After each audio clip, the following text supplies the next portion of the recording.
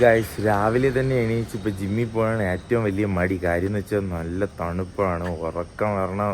എവിടെ നിന്നൊക്കെ ഇവിടെ നിന്ന് അറിഞ്ഞുകൂടാ, നല്ല രീതിയിൽ ഉറക്കം വരും.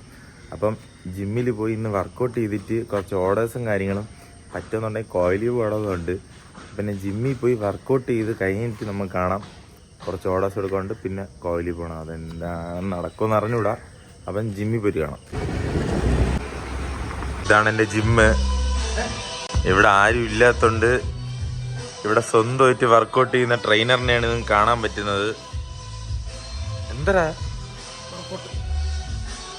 ഇത് നമ്മൾ ആക്ട് ചെയ്തല്ലേ തന്നെ? നീ ഇല്ലേ പറഞ്ഞത് ഇവിടെ ചേട്ടൻ കാണിക്കുമ്പോ ഞാൻ ഡമ്പലും എടുത്തോണ്ട് വരാ. ഇവ അങ്ങനെ പറഞ്ഞ് ഗൈസ്. ഇതാണ് കണ്ണാടി.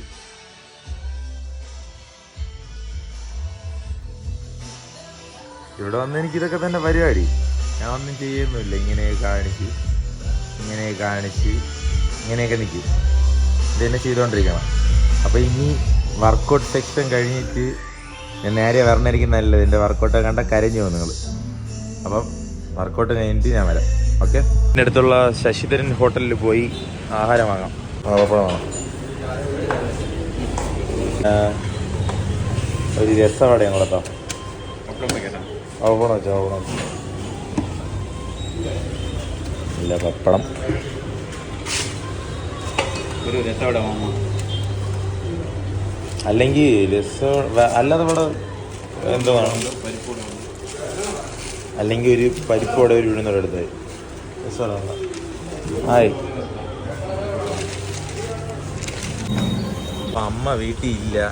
അമ്മ വേറൊരു സ്ഥലത്ത് പോയിക്കണം, അമ്മയച്ഛനും കൂടെ. അപ്പം വീട്ടിലൊന്നും ഉണ്ടാക്കിയില്ല, രാവിലെ പോയത്. അപ്പം നമ്മളിന്ന് അതാണ് ഹോട്ടലിൽ നിന്ന് വാങ്ങിച്ചത്. നമുക്ക് വീട്ടിൽ ചെന്ന് കഴിക്കാം. എൻ്റെ ബ്രേക്ക്ഫാസ്റ്റ് ഇതാണ്: പുട്ടും കടലയും പപ്പടവും 2 വടയും.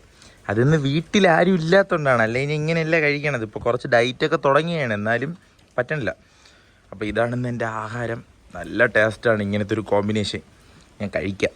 അരിപ്പുട്ടും കടലയും ഇങ്ങനെ കുഴയ്ക്കണം. ഇങ്ങനെ കുഴച്ചിട്ട് കുറച്ച് പപ്പടം ഞാൻ പറഞ്ഞതല്ല, അവരിട്ടാണ്. പക്ഷെ ഇതാണൊരു കോമ്പിനേഷൻ. എന്നിട്ട് നമ്മളെ പരിപ്പ് വട ഒരു ക്രഞ്ചി ഫീൽ കിട്ടാൻ വേണ്ടിയാണേ. ഇതൊരു ക്രഞ്ചി ലെവലാണ് എന്ന് പറയുമ്പം കഴിക്കുമ്പോൾ തന്നെ കറുമുറാന്നിരിക്കും. ഇങ്ങനെ എടുത്തിട്ട് നല്ല കോമ്പിനേഷൻ.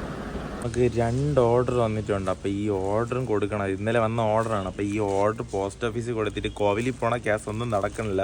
കാര്യം എന്ന് വെച്ചാൽ നമ്മൾ ജിമ്മിൽ നിന്ന് ഇറങ്ങിയപ്പോൾ നല്ല ലേറ്റായി. അപ്പം ഈ 2 ഓർഡർ കൊണ്ട് പോസ്റ്റ് ഓഫീസിൽ കൊടുക്കണം. പിന്നെ അടുത്ത പരിപാടി എന്താണെന്ന് നമ്മൾ പ്ലാൻ ചെയ്തിട്ടൊന്നുമില്ല. പരിപാടി നടക്കും പോലെ കാണിക്കാം. പോസ്റ്റ് ഓഫീസിൽ എത്തിയിട്ടുണ്ട്.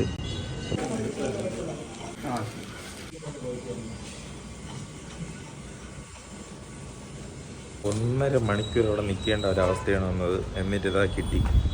പോസ്റ്റിൽ എന്തോ ഒരു അപ്ഡേഷൻ കാരണം ലേറ്റായാണ്.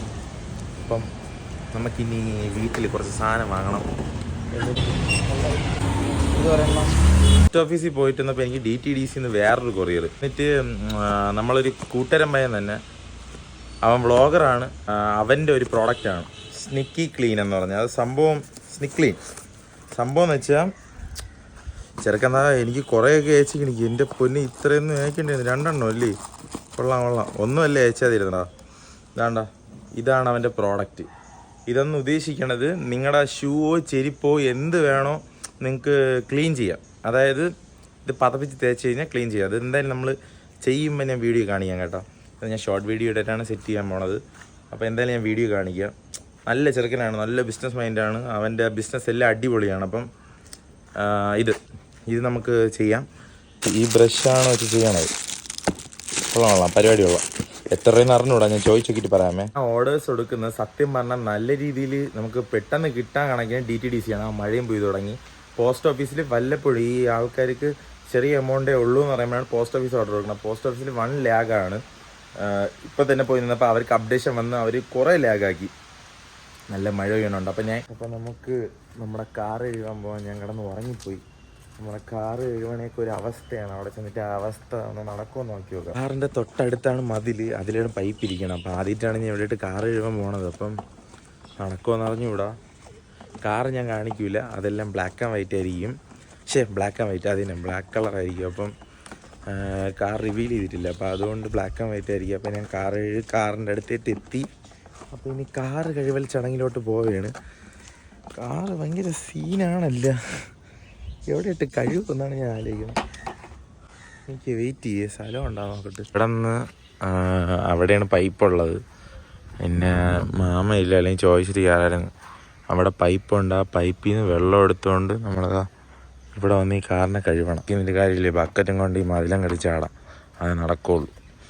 കാറ് ഞാൻ കാണിക്കൂലേ, ശരിയാവൂല. ഓ ബക്കറ്റിൻ്റെ അഴുക്ക് നോക്ക്. എന്നാലും നമ്മൾ മാവൻ തന്നെ. അതാണ് എൻ്റെ വീട്.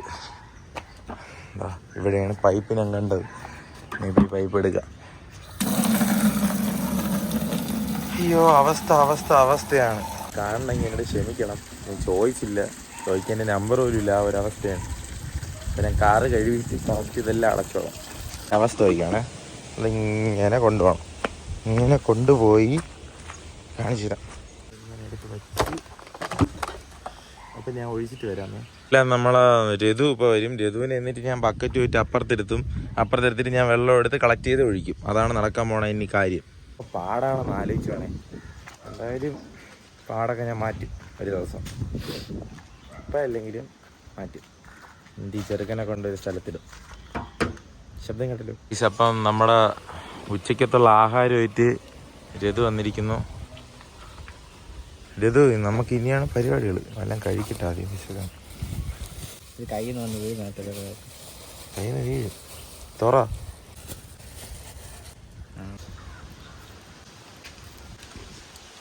കേട്ടോ, ഞാൻ പറഞ്ഞല്ലേ, നീ ഇവിടെ നിന്ന് ചാടി അപ്പുറത്ത് നിന്ന് അവിടെ നിന്ന് വെള്ളം എടുത്തുകൊണ്ട് ആ ബക്കറ്റ് തൂക്കി ഇവിടെ വരണം. അപ്പം ഞാൻ വെള്ളം ഇങ്ങനെ എടുത്തിട്ട് കാര്യം ഒഴിച്ചോളാം. നിനക്കാണ് ഇതിൽ ഏറ്റവും കൂടുതൽ സിമ്പിൾ പരിപാടി. മനസ്സിലായോ? സിമ്പിളല്ലേ? പൈപ്പില്ല. അപ്പം രഘു ആണ് ബക്കറ്റിൽ വെള്ളം എടുക്കണത്.